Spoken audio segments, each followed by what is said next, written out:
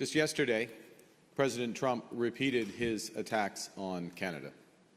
He said he doesn't want Canada, I'm quoting, to play any part in the American auto industry.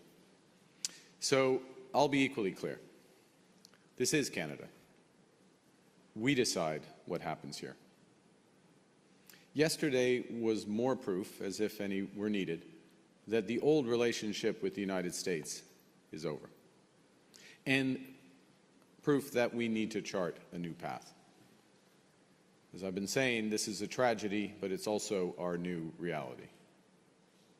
President Trump has been attacking Canada, America's closest ally, America's closest partner. This has to be a serious discussion. Sovereign nations, that's what he and I agreed. It has to, that has to remain the case. It's not a photo op, it's not a visit to Mar-a-Lago, it's not any of those things. And I also want to be clear that these will be tough negotiations, these will be tough discussions. But that's why, that and many other reasons, is why we build Canada strong. It puts us in a better position. Look, we are absolutely clear, and I say this, but reality is behind it. We can give ourselves far more than the Americans can take away. And I'll put numbers on this just for a second. The Bank of Canada thinks worst case U.S. trade war, global trade war, it's about $125 billion off our economy a few years out.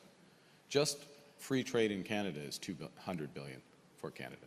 That's before all the investment we're talking about in housing. That's before the investment in energy. That's before the investment in new trade corridors and critical minerals and others. Okay, so by building the country, this is why I'm so focused and we're so focused on building Canada strong. Yes, it's creating good jobs, a better future for our country, but it also gives us leverage. It gives us leverage in the negotiation. We don't have to do a deal in the short term. We will do the right deal. My government will do the right deal, the best deal for Canada.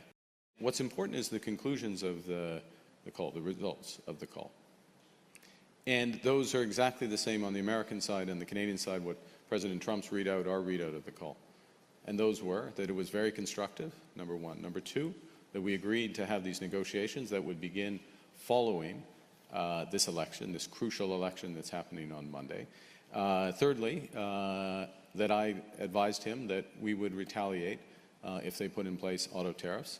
So I warned him of that, and we did, subsequently, as you know.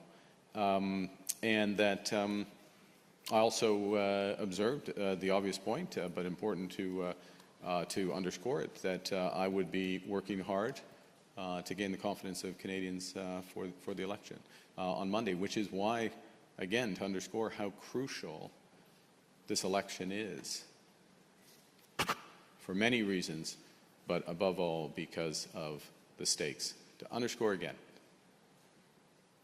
the President, his ideas in his head, his designs, wants to break us so he can own us. The question is, who's going to stand up to that? I'm ready to do it.